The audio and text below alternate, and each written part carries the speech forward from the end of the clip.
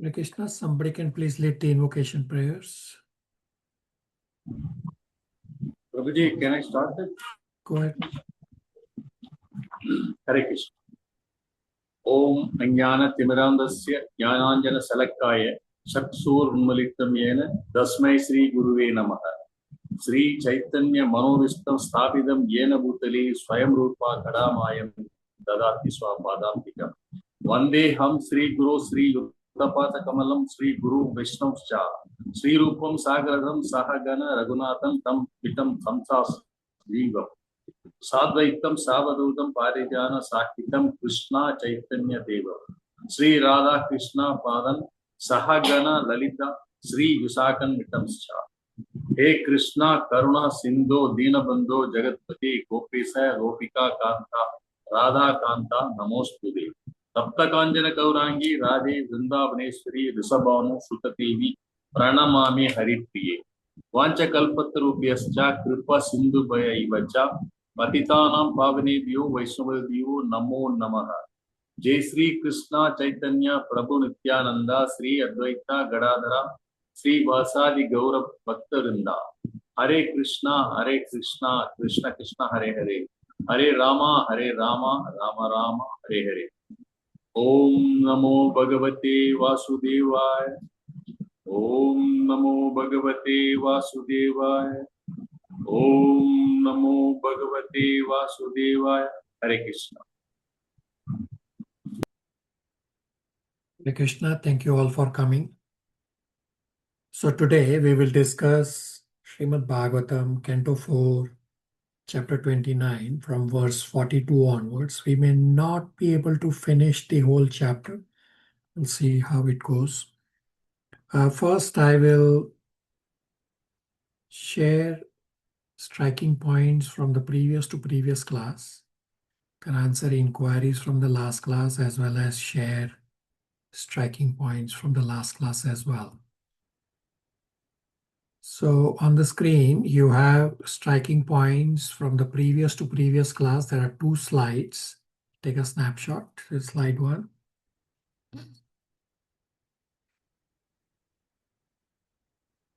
And this is slide 2.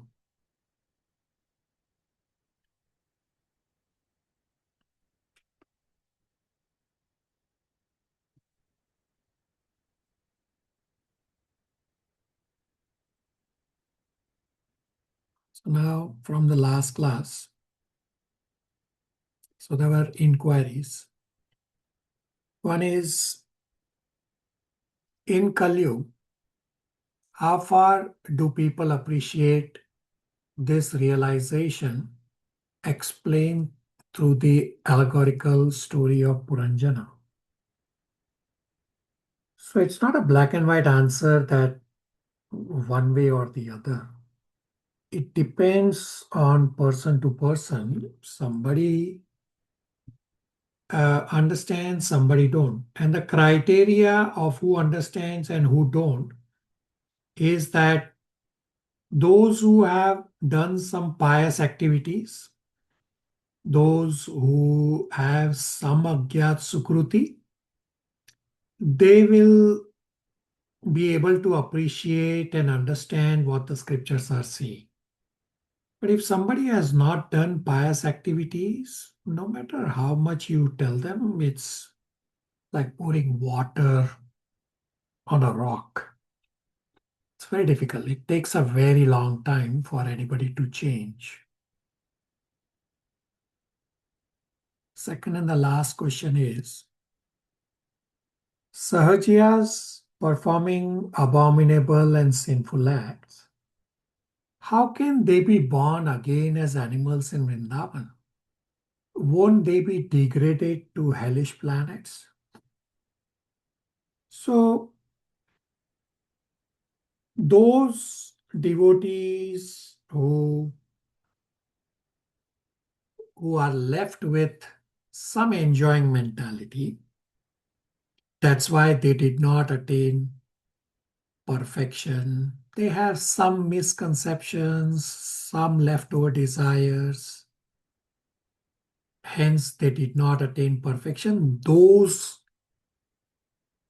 devotees take birth as animals in Vrindavan, where they exhaust their leftover karma. So we have discussed that for animals, when they exhaust their karma, they do not generate new karma. They only exhaust their karma. So it's those few with those leftover desires. They take birth as animals. They, of course, get a lot of benefit from being in Vrindavan. Their leftover karma gets exhausted in that animal life, and then they proceed on the path to spirituality. Does that answer both these inquiries?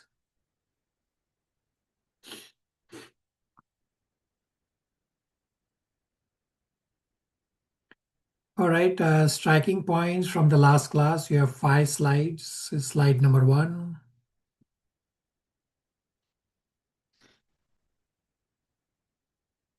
Slide 2.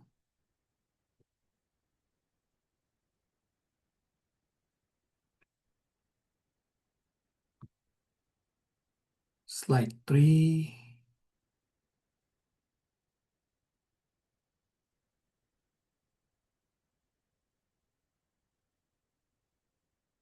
Four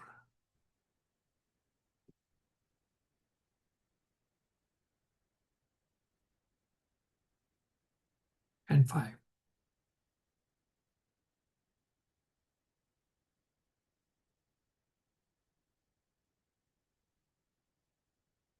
Any questions, comments, realizations before we continue?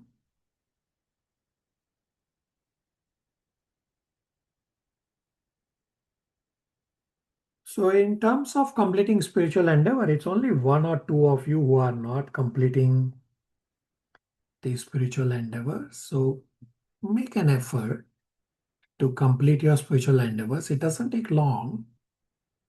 And the Google form is also straightforward. You can just type. You can just keep typing, and the row keeps expanding by itself. And just hit submit. It's not complicated. And even if you find the Google form complicated, by all means, you can send a message directly, and that way also you can complete. But complete. The important point is try to endeavor. All right. So we'll continue our discussion on Srimad Bhagavatam, Canto 4, Chapter 29, from verse 42 onwards. So the context or the recap of where we are is that Prachinabhari says to Srila Narad Muni that he did not understand the purport of Srila Narad Muni's words through the Puranjana allegoric story. Therefore, at the start of chapter 29, Srila Narad Muni explains the different characters in the allegory from the past 4 chapters, meaning from chapters 25 to 28. Here at the start of chapter 29, Srila Narad Muni summarizes. And this at the start of chapter 29 was a recap for all of us from what we discussed in the previous 4 chapters. Srila Narad Muni summarizes Jiva's wandering in material world like a dog because of misuse of free will and because of the association with the modes of material nature. In material world, trying to solve problems only creates more problems. All attempts of Jiva to counteract the threefold miseries are futile. The cause of suffering is sinful activity. Therefore, some may suggest that doing a great sacrifice would atone for such sinful actions. Srila Narad Muni nullifies this statement that sacrifice would atone sinful actions. Rather, Narad Muni provides bhakti as the solution. And in part 4 of this chapter 29, Narad Muni will stop Prachanabhari's performance of rituals. So part 4 is verses 42 to 55. Title is Narada ends Prachanabhari's performance of rituals. So Srila Narad Muni explains that great personalities like Brahmaji, Shiva, Kumaras, Narad Muni himself, all these personalities are knowledgeable in Vedas, they perform austerities. Still, all these personalities do not know the Lord. Then what to speak of others? The Jnanis, the Karmis, they do not know the Lord. Only a devotee knows the Lord because he is engaging in devotional service. So Vedic rituals are not the goal of life. Rather, pleasing the Lord is the goal of life. Therefore, Shri Narad Muni ends Prachanabhari's performance of Vedic rituals. Abhishek Prabhu, 42 to 44 translation. Krishna. Text 42 to 44 translation. The most powerful Lord Brahma, the father of all progenitors, Lord Shiva, Manu, Daksha and other rulers of humankind, the four saintly first-class brahmacharis headed by Sanaka and Sanatana, the great sages Marichi, Atri, Angira, Pulatsya, Pulaha, Kratu, Bhrigu and Vasishtha, and my humble self, Narada, are all stalwart Brahmanas who can speak authoritatively on Vedic literature.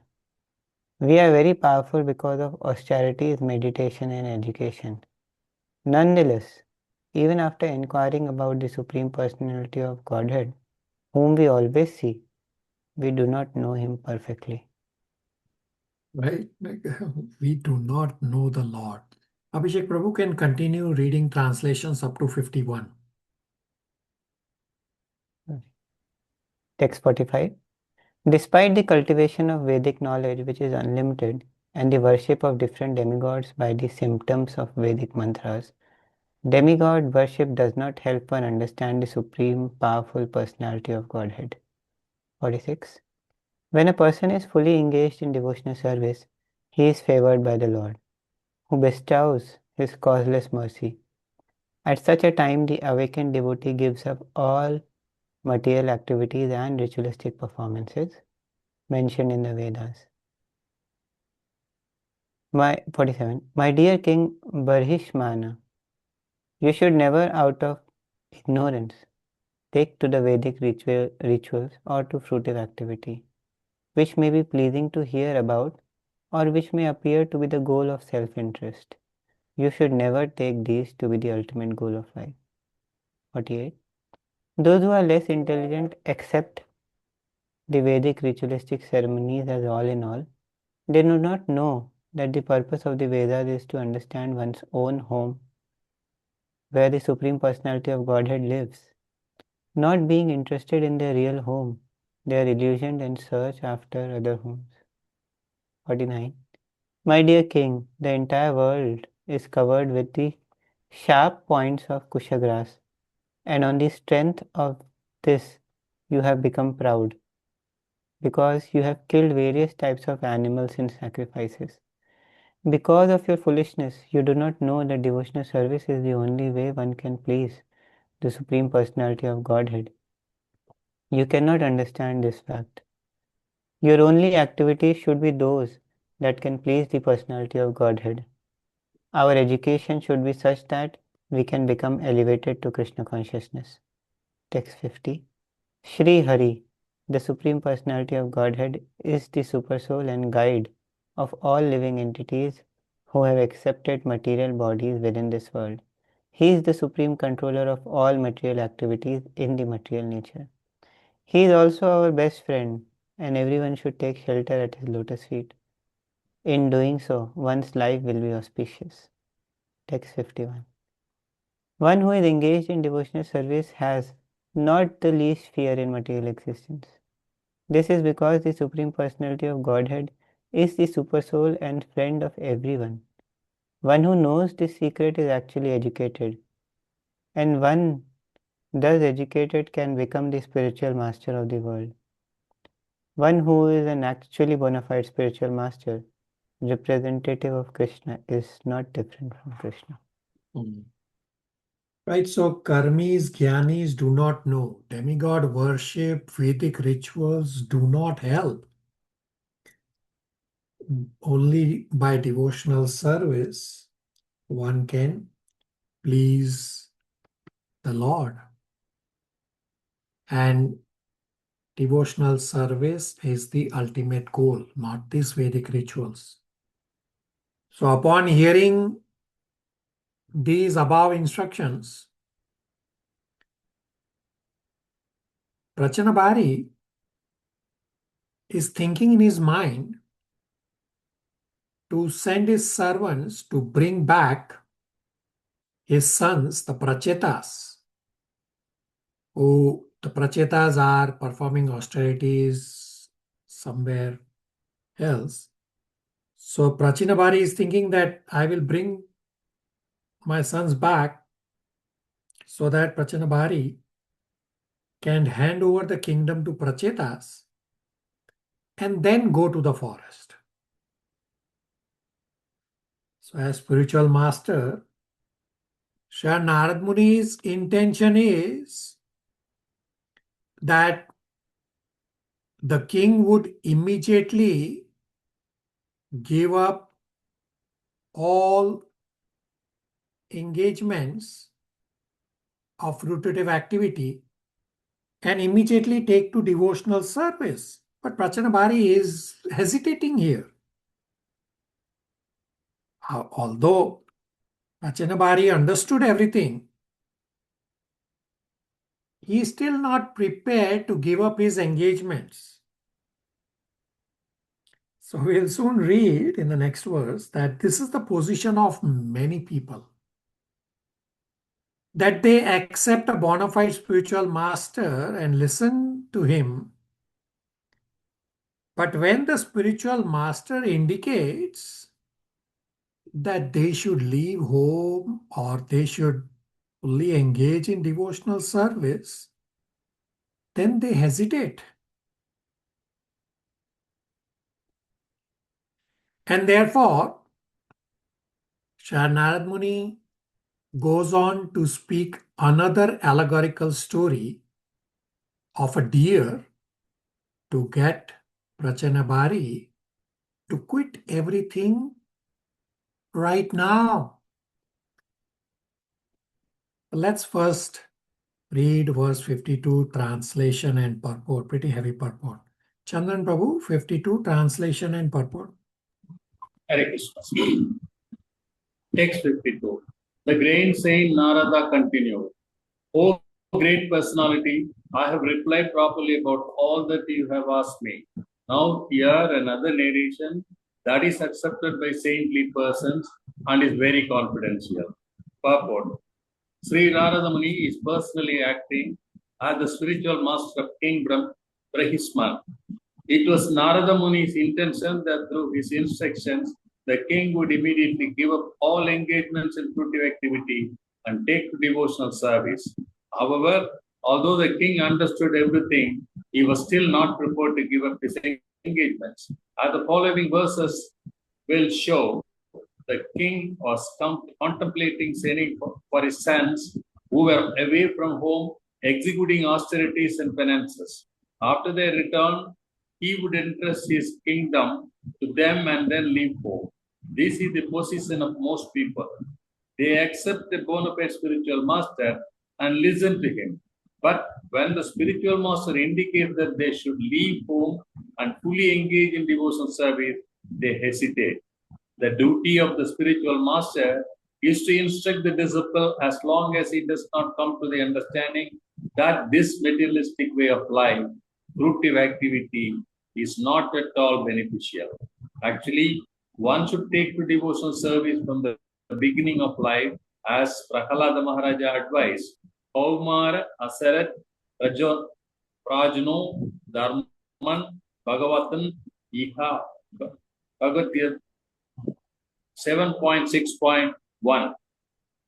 According to all the instructions of the Vedas, we can understand that unless one takes to Krishna consciousness and devotional service, he is simply wasting his time engaging in the fruitive activities of material existence. Narada Muni therefore decided to relate another allegory to the king so that he might be induced to give up family life within material existence. Hare Krishna. So why Narad Muni is about to speak a second allegorical story to Prachini Bhari, that Narad Muni's intention of his instruction to Prachini Bhari is that he should immediately give up all fruitive engagements and immediately take to devotional service. But the king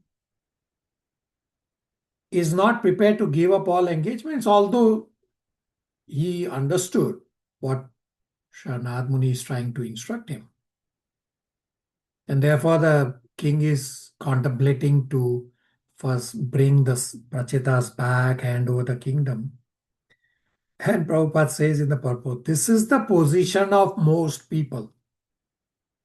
They accept a bona fide spiritual master, listen to him, but when the spiritual master indicates that they should leave home and fully engage in devotional service, they hesitate. So devotional service should begin from very early age, before 5 years or even while you are in a womb, as Prahlad Maharaj advises in 7.6.1. And therefore, Narad Muni goes on to relate another allegorical story of a deer.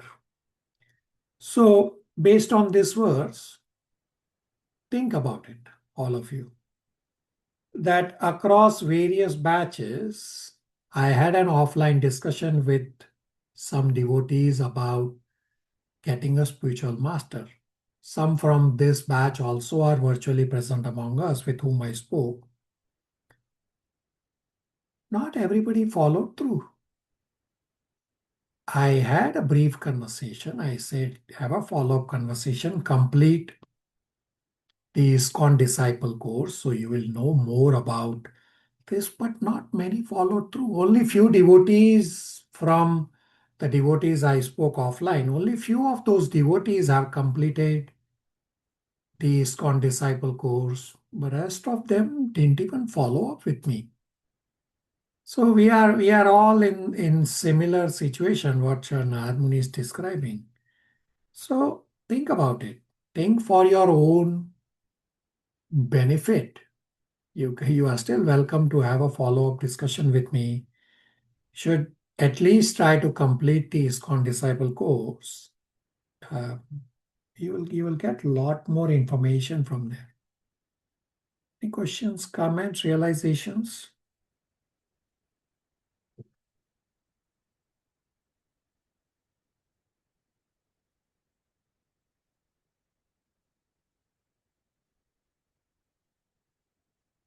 So I'll lay the foundation for the allegory story that Narad Muni is about to speak. So the comparisons in the deer allegorical story are that when it says deer grazing on grass, enjoying with his mate in garden of aromatic flowers, it actually means A man is absorbed in household life, in company with wife, and he is thinking of sex life. And when it says his ears are attracted to songs of swarms of bumblebees, it actually means that a person enjoys talks of wife and children. When it says he moves about without considering the hungry tiger in front of him, it means that the person, while enjoying, he forgets that time is before him, taking away his lifespan.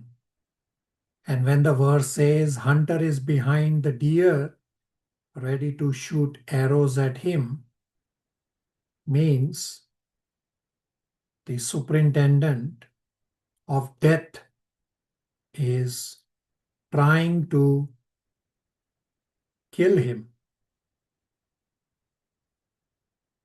Mother Jija, 53, 54, 55 translations.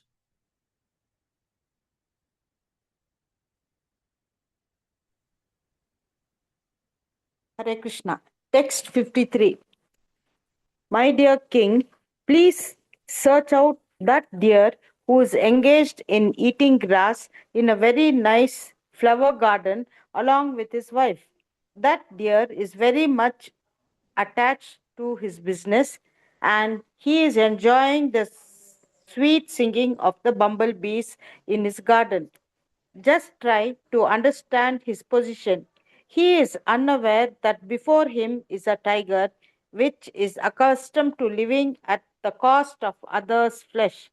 Behind the deer is a hunter who is threatening to pierce him with a sharp arrow. Thus, the deer's death is imminent. Text 54. My dear king, woman who is very attractive in the beginning, but in the end, very disturbing, is exactly like a flower which is attractive in the beginning and detestable at the end. With woman, the living entity is entangled with lusty desires and he enjoys sex, just as one enjoys the aroma of a flower. He thus enjoys a life of sense gratification from his tongue to his genitals, and in this way, the living entity considers himself very happy in family life. United with his wife, he always remains absorbed in such thoughts. He feels great pleasure in hearing the talks of his wife and children, which are like the sweet humming of bumblebees that collect honey from the flower to flower. He forgets that before him is time, which is taking away his lifespan with the passing of day and night. He does not see the gradual diminishing of his life, nor does he care about the superintendent of death who is trying to kill him from behind. Just try to understand this. You are in a precarious position and are threatened from all sides. Text 55. My dear king, just try to understand the allegorical position of the deer.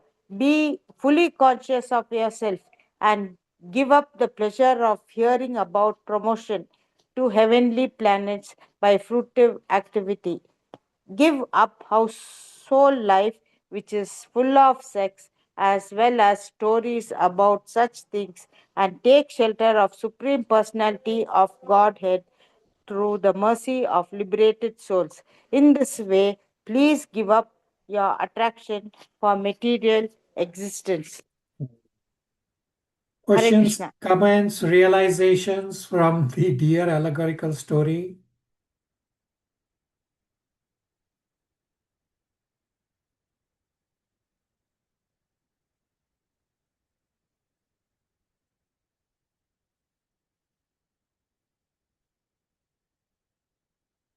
All right, so Narad Muni instructs to give up materialistic life immediately. Gopal, you had a question? Hare Krishna Prabhu.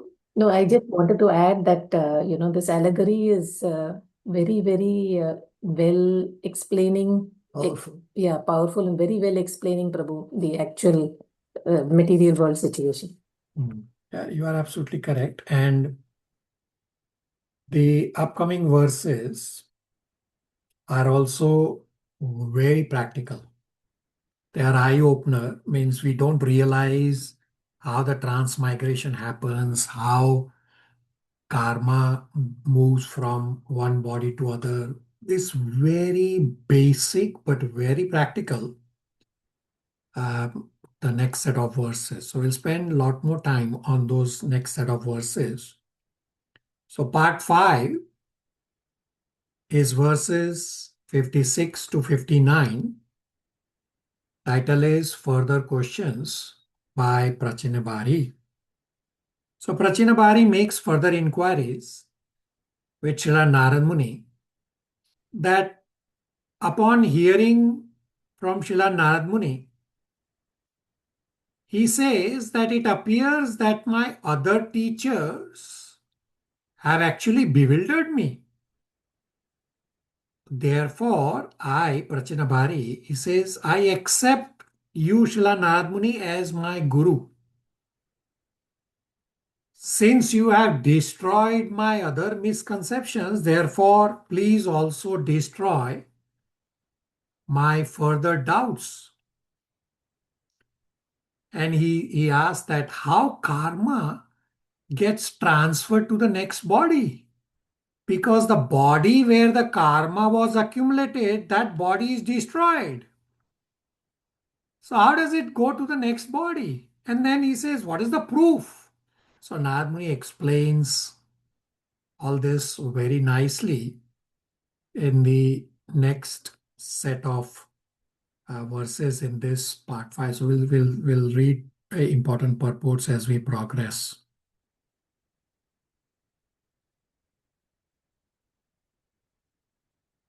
Gopal, 56 to 59 translations are straightforward, which I described. Hare Krishna. Text 56. The king replied, my dear Brahmana, whatever you have said, I have heard with great attention, and considering all of it, have come to the conclusion that acharyas, teachers, who engaged me in fruitive activity did not know this confidential knowledge. If they were aware of it, why did they not explain it to me? Text 57. My dear Brahmana, there are contradictions between your instructions and those of my spiritual teachers who engage me in fruitive activities. I now can understand the distinction between devotional service, knowledge, and renunciation. I had some doubts about them, but you have now very kindly dissipated all these doubts. I can now understand how even the great sages are bewildered by the real purpose of life. Of course, there is no question of sense gratification. Text 58. The results of whatever a living entity does in this life are enjoyed in the next life. Text 59. The expert knowers of the Vedic conclusions say that one enjoys or suffers the results of his past activities. But practically, it is seen that the body that performed the work in the last birth is already lost. So how is it possible to enjoy or suffer the reactions of that work in a different body? Right, so Prachinabhari makes very important inquiries.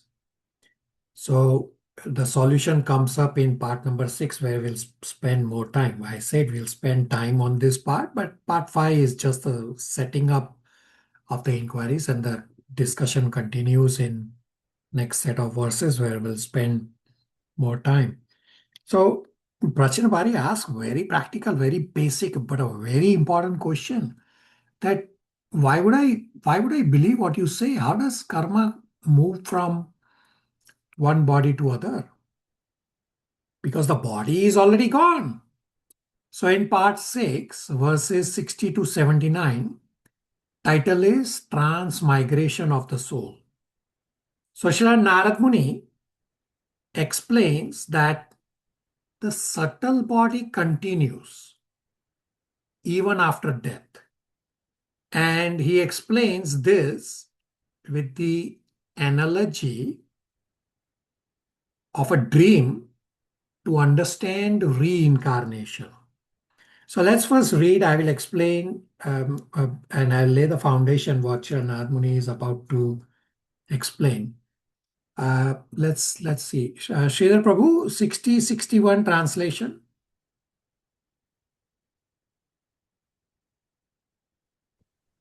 Hare Krishna. 60. The great sage Narada continued, the living entity acts in a gross body in this life. This body is forced to act by the subtle body, composed of mind, intelligence, and ego. After the gross body is lost, the subtle body is still there to enjoy or suffer. Thus, there is no change. Text 61, translation. The living entity, while dreaming, gives up the actual living body. Through the activities of his mind and intelligence, he acts in another body, either as God or a dog. After giving up this gross body, the living entity enters either an animal body or a demigod's body on this planet or on another planet. He thus enjoys the results of the actions of his past life.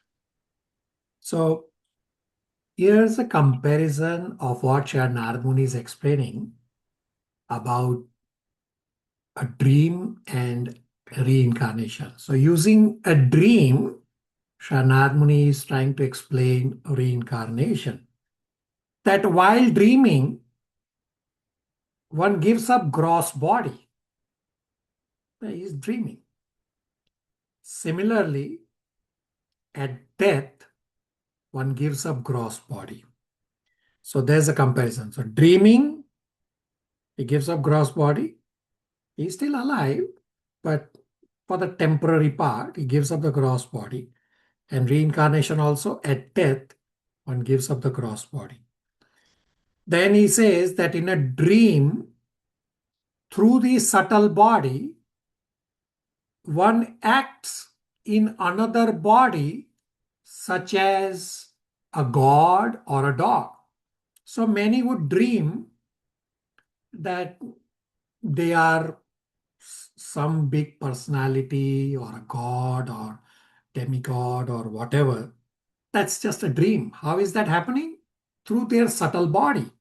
Or sometimes they may even think of themselves becoming a dog or whatever. And now coming to reincarnation. Similarly, in reincarnation, with the subtle body, one enters another body and experiences the results of actions of his past life. So we just read in the verse that subtle body is composed of mind, intelligence, and ego. So the subtle body continues in the next body. The same mind, same intelligence, same ego that we have right now, we are carrying it from the previous lives. And this is how the karma that was incurred or the reaction accumulated in the previous body, the previous gross body is not there anymore, but the reaction sits in the subtle body. It's all coming up in subsequent verses we'll read through. And that gets transferred to the next body, and the person in the next body enjoys or suffers the reactions in the next life. Questions, comments, realizations? Hare Krishna Prabhu. I just had a question. So, I understood that the karma piece is carried forward, but again, it's not, it'll just be there. So it's not necessary what is going to be manifested, right? Because so many we've been living lifetimes after lifetimes, no Prabhu? Yeah, you are correct that when which karma gets manifested, only Krishna knows. Nobody else knows. So Krishna has described this in Bhagavad Gita 4.17 and 18, that even the intelligent are bewildered. And we have discussed this, how only Krishna knows that which karma will manifest when, and the one-on-one link, that which karma leads to which reaction, no one can understand. Only Krishna knows. Plus our tiny brains, they are not built to understand. And therefore Krishna says, do not spend time to understand because it's impossible to understand. Rather, focus on doing your karma, focus on not doing vikarma, and then by doing karma, which is pious act, try to come to akarma as soon as is possible. Shalini. Thank you, Prabhu. Yes. So in verse 62, Srila Narad Muni explains this process of transmigration with reference to the super soul and the subtle and gross bodies. Shalini, 62, translation purport.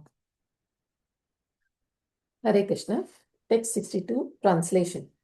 The living entity labors under the bodily conception of I am this, I am that. My duty is this, and therefore I shall do this. Do it. These are all Material. These are all mental impressions, and all these activities are temporary. Nonetheless, by the grace of the Supreme Personality of Godhead, the living entity gets a chance to execute all his mental concoctions. Thus, he gets another body. Purport. As long as one is absorbed in the bodily conception, his activities are performed on that platform. This is not very difficult to understand. In the world, we see that every nation is trying to supersede every other nation, and that every man is trying to advance beyond his fellow man. All these activities are going on under the name of advancement of civilization. There are many plans for making the body comfortable, and these plans are carried in the subtle body after the destruction of the gross body. It is not a fact that after the gross body is destroyed, the living entity is finished.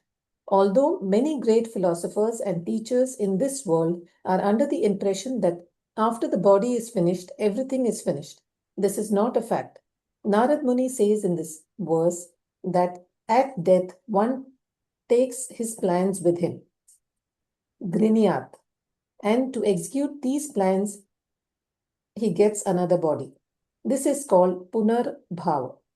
When the gross body is finished, the plans of the living entity are taken by the mind, and by the grace of Lord, the living entity gets a chance to give these plans shape in the next life. This is known as the law of karma. As long as the mind is absorbed in the laws of karma, a certain type of body must be accepted in the next life. Karma is the aggregate of fruitive activities conducted to make this body comfortable or uncomfortable. We have actually seen that when one man was about to die, he requested his physician to give him a chance to live 4 more years so that he could finish his plans. This means that while dying, he was thinking of his plans. After his body was destroyed, he doubtlessly carried his plans with him by means of the subtle body, composed of mind, intelligence, and ego. Thus, he would get another chance by the grace of the Supreme Lord, the Super Soul, who is always within the heart. Sarvasya chaham hriddhi sanivishto matta samit smritir jnanam aponamscha. In the next birth, one acquires remembrance from the Super Soul and begins to execute the plans begun in the previous life. This is also explained in the Bhagavad Gita in another verse. Ishvara sarva bhutanam hriddesha arjuna sistati. Brahmayam sarva bhutani yantra arudhini mayaya. The Supreme Lord is situated in everyone's heart, O Arjuna, and is directing the wanderings of all living entities who are seated on a machine made of material energy. Bhagavad Gita 18.61. Situated on the vehicle given by the material nature and reminded by the Super Soul within the heart, the living entity struggles all over the universe to fulfill his plans, thinking, I am Brahmana, I am Kshatriya, I am an American, I am an Indian, and so on. All these designations are of the same essence. There is no point in becoming a Brahmana in preference to an American or becoming an American in preference to a Negro. After all, these all bodily conceptions under the modes of material nature. Hare Krishna.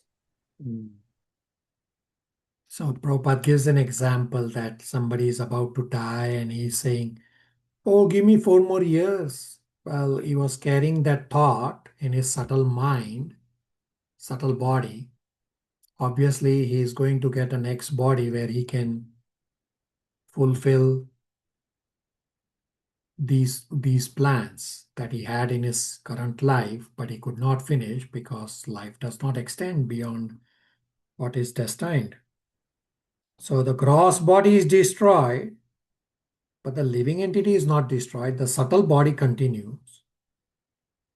And many philosophers, many great teachers, they have wrong impressions that after the body is finished, that the living entity is also finished, everything is finished. No, everything is not finished.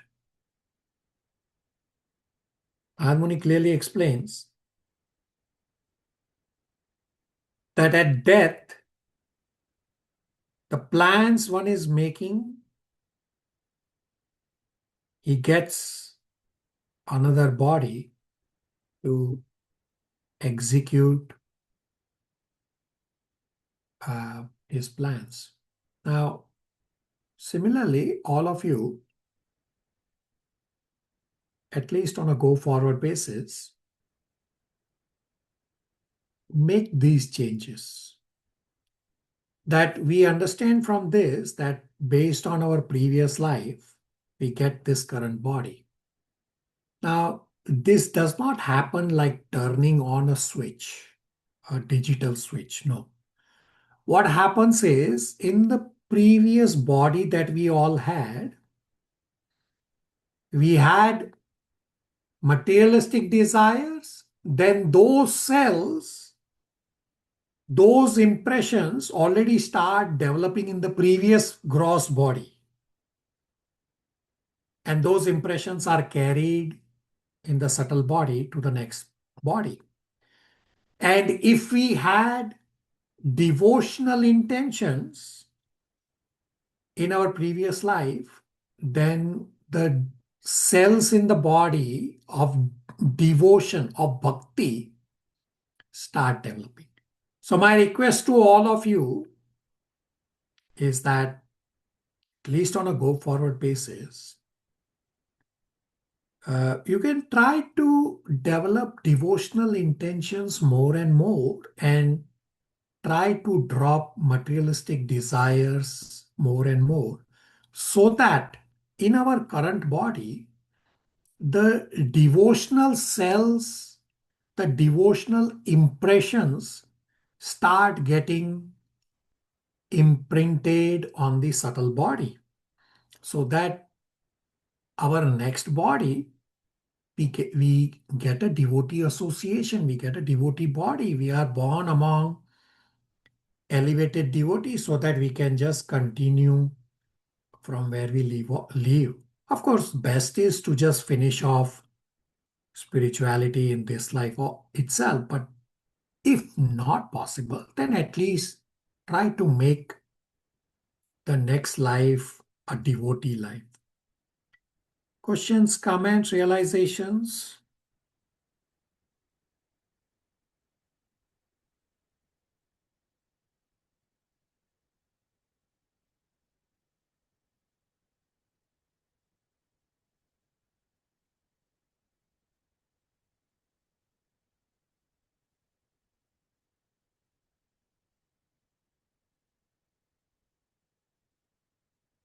So the reasons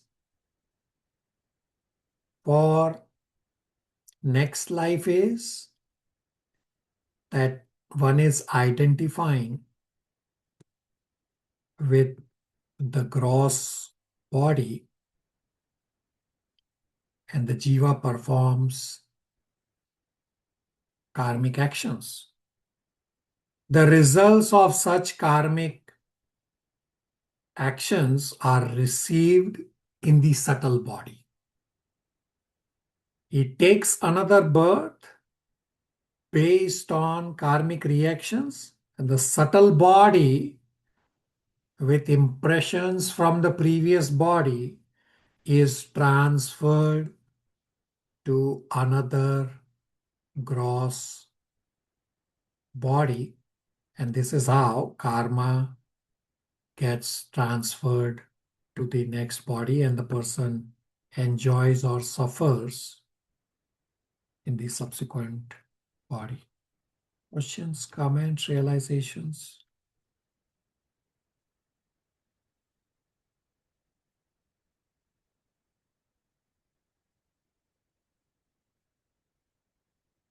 Verse number 63 explains the connection between the mental condition and the gross body in both material life and in Krishna consciousness. Sridhar Prabhu, 63, translation and purport, either you or whosoever from the family wants to read. Hare Krishna. 63. One can understand the mental or conscious position of a living entity by the activities of two kinds of senses, the knowledge acquiring senses and the executive senses.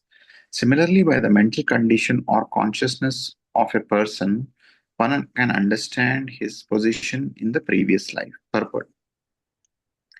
There is an English proverb that says, the face is the index of the mind. If one is angry, his anger is immediately expressed in his face. Similarly, other mental states are reflected by the actions of the gross body. In other words, the activities of the gross body are reactions of the mental condition.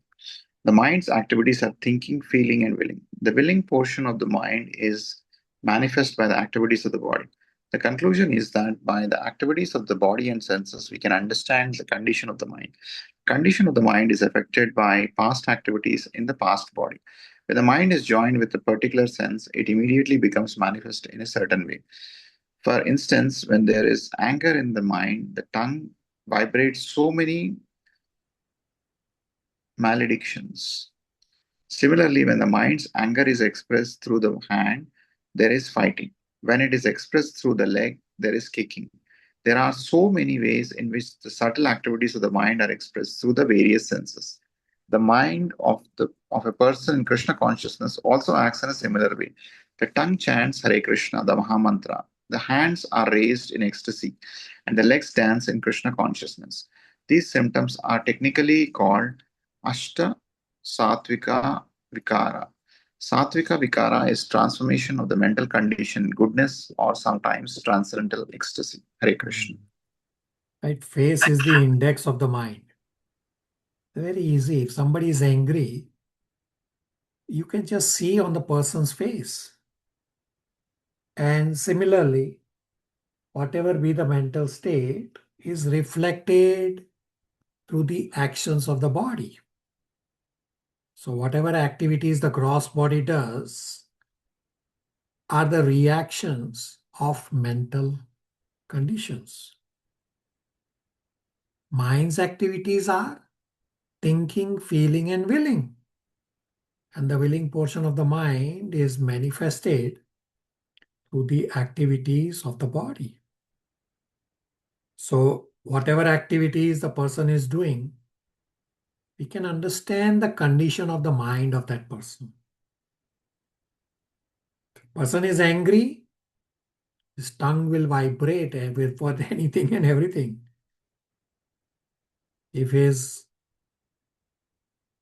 When he is angry, is expressed through the hand, there is fighting. When anger is expressed through the leg, there is kicking. And then the other side, Prabhupada explains the last line, that the mind of Krishna conscious devotee also acts similarly, that the tongue always chants Hare Krishna Mahamantra. The hands are raised in ecstasy. The hands and legs are engaged in devotional services, in dancing, in Krishna consciousness. Questions, comments, realizations?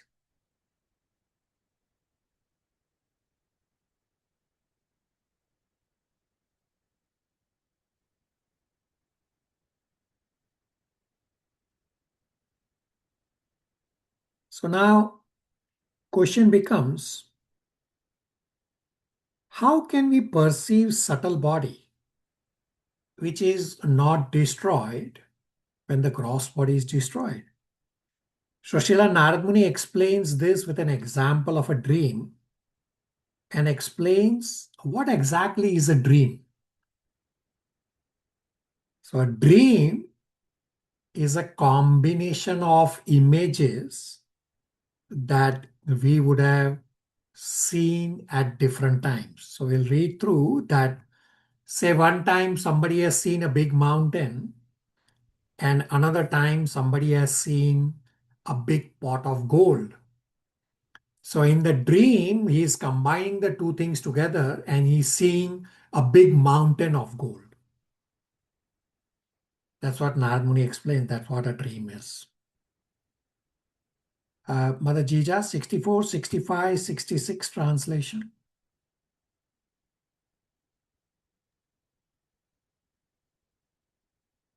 Text 64. Sometimes we suddenly experience something that we never experienced in the present body by sight or hearing. Sometimes we see such things suddenly in dreams. Text 65. Therefore, my dear king, the living entity who has a subtle mental covering develops all kinds of thoughts and images because of his previous body. Take this from me as certain. There is no possibility of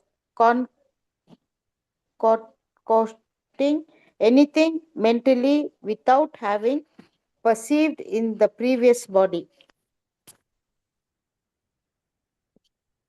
Text 66. O king, all good fortune unto you. The mind is the cause of living entities attaining a certain type of body in accordance with his association with material nature. According to one's mental composition, one can understand what the living entity was in his past life as well as what kind of body he will have in the future. Thus, the mind indicates the past and future bodies. Hare Krishna. And this discussion about how to perceive the subtle body with the dream discussion continues in the next verse. So that dream is a combination of images that we would have seen at different times. Abhishek Prabhu, 67 translation and purport plus 68 translation. Hare Krishna. Text 67. Sometimes in a dream we see something never experienced or heard of in this life. But all these incidents have been experienced at different times, in different places, and in different conditions. In the previous verse, it was explained that in dreams, we see that which was experienced during the day. But why is it that we sometimes in our dreams see what we have never heard of or seen at any time during this life? Here it is stated that even though such events may not be experienced in their life, they were experienced in previous lives. According to time and circumstances, they combine so that in dreams we see something wonderful that we have never experienced. For instance, we may see an ocean on the peak of a mountain, or we may see that the ocean has dried up. These are simply combinations of different experiences in time and space. Sometimes we may see a golden mountain, and this is to our having experienced gold and mountains separately. In the dream, under illusion, we combine these separate factors. In this way, we are able to see golden mountains or stars during the day, or stars during the day. The conclusion is that These are all mental concoctions, although they have actually been experienced in different circumstances. They have simply combined together in a dream. This fact is further explained in the following verse. Text 68. The mind of the living entity continues to exist in various gross bodies, and according to one's desire for sense gratification, the mind records different thoughts. In the mind, these appear together in different combinations, and therefore these images sometimes appear as things never seen or never heard of. Right, so in dreams is what? That which we have experienced during the day or in different lives. And sometimes in our dreams, we see something that we have never heard or never seen in our lifetime. Why? Because the impressions are carried in the mind and they get combined. And therefore, somebody may see a golden mountain. Well, it's just a dream that two things are combined. Or they see an ocean on top of, of a mountain. So all these are mental concoctions. Yes, they individually exist. Mountain exists, gold exists, ocean exists, but not in the combination that we might see in our dream. In our dream are all mental concoction, and we just have to give them up. Questions, comments, realizations? Hare Krishna. Please go ahead. Shalini? Hare Krishna Prabhu. So no, like not only this dream part, but about the transmigration, subtle body, gross body, like everything. I'm just again and again trying to get that Srimad Bhagavatam is the answer to all questions, Prabhu. Absolutely correct. Right? Srimad Bhagavatam explains so nicely. Now, if you ask any materialistic scientist or a doctor, they don't know any of these. Very good realization. That's why I said this chapter, Narad Muni explains very basic but very powerful, very important points. And Prachina Bari asked very important questions for all of us. Very good. Thank you for listening with rapt attention. Abhishek. Hare Krishna. In this translation 68, it is said that according to one's desire for sense gratification, the mind records different thoughts. So, like, I'm just trying to understand that what actually changes our desires, or how can we actually change desires from material to spiritual Yeah, thoughts? so that is your free will, and that is purification. So we have discussed this in Bhagavad Gita at the very start. Purification means replacing material with spiritual.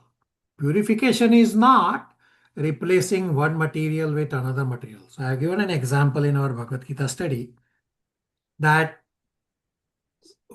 somebody who's addicted to drinking, then somebody comes up and tells him, okay, now every time you get the craving to drink, instead of drinking, you eat chocolate. Now, chocolate is not as bad as drinking, but now this drunkard, instead of being addicted to drinking, he is now addicted to eating chocolates.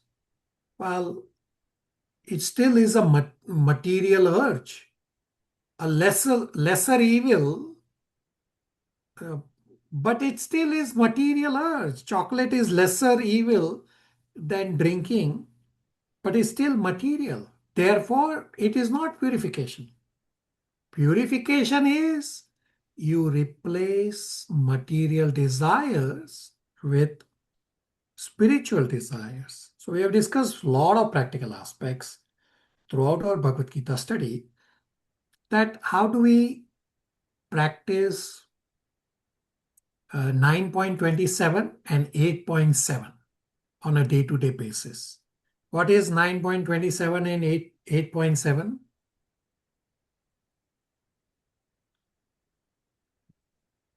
Both are, at least 9.27 is key memorization verse. 8.7 is not key memorization, but definitely very important practical verse for how to live in this world. If I remember correctly, Guruji, 8.7 is on fighting, doing duties while remembering Krishna. Very Is- good. Yeah. Tasmat sarveshu kaleshu maam anusmaram yuddhacha. Says maam anusmaram yuddhacha, that remember me while doing your duty. Result is my arpita manobuddhi maam evashi ashya samshaya. Very good. What is 927? Key memorization verse. Hare Krishna Prabhu, is it Patram Pushpam Phalam Toyam? Yeah, that is 926. Next is 927. Yat karoshi yat asnasi. Yat karosi, yat dasnasi, yat johosi, dadasi, yat tapasyasi, kaunteya, tat kuruswam adarpanam.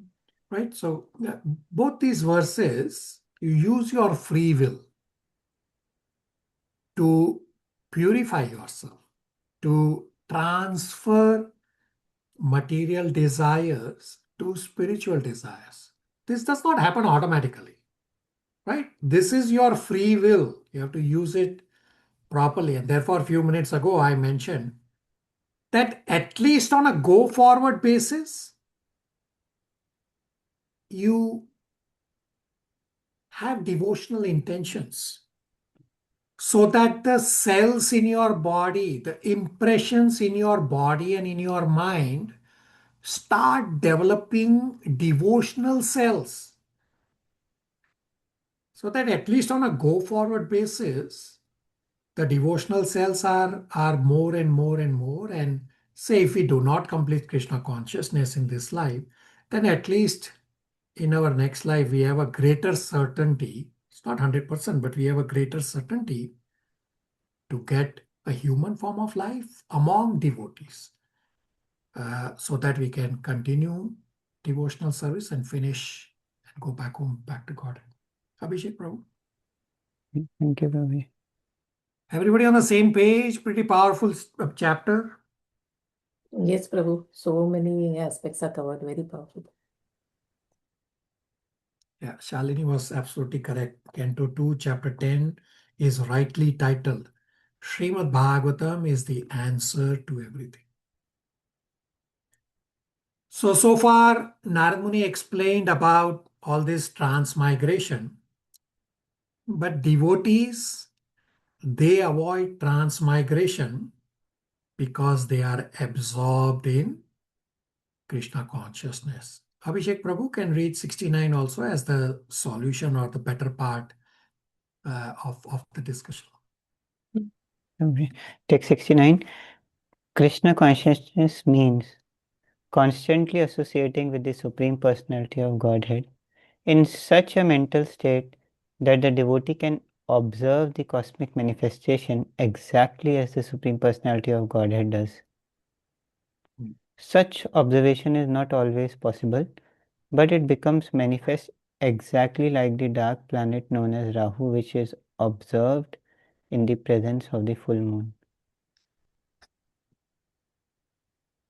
Very good. Questions, comments, realizations?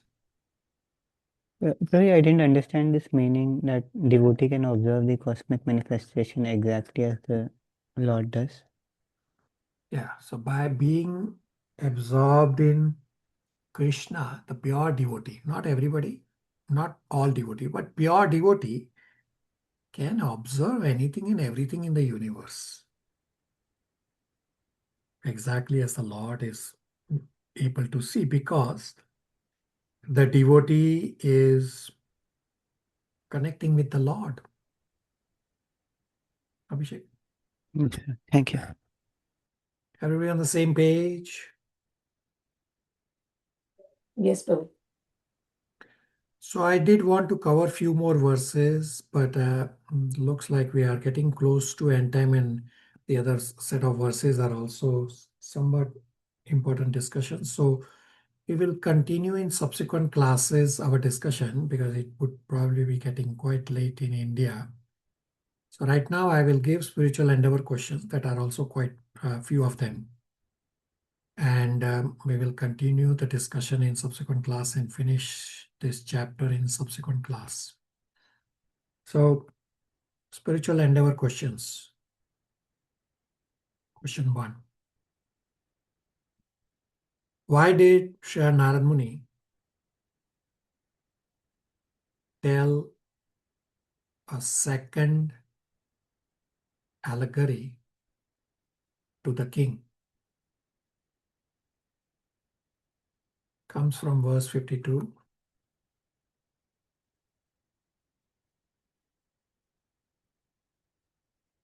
Question 2.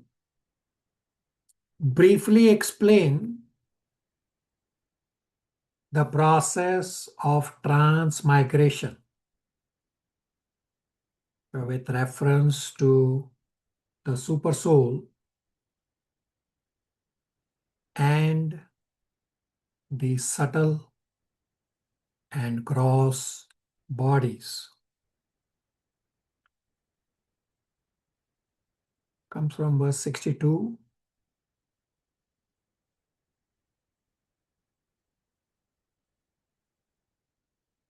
Question 3. Give examples of connection between the mental condition and the gross body in both material life and Krishna consciousness.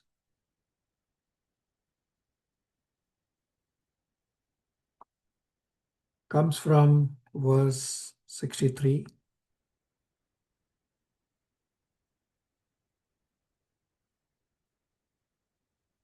Question 4. Explain dreams according to verse number 67.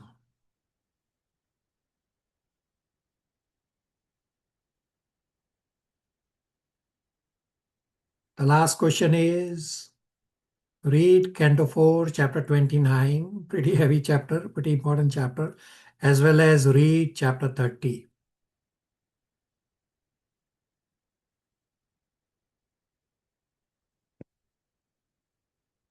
So I request all of you to please endeavor on these questions. You can also use the Google form to submit answers to these questions. Many of you are doing it. Just some of you are only focusing on striking points. Nothing wrong with it, what you are doing. But take a step further and populate the answers also on the Google form. This will force you to read through, to endeavor on whatever we are discussing. Any questions, comments, realizations?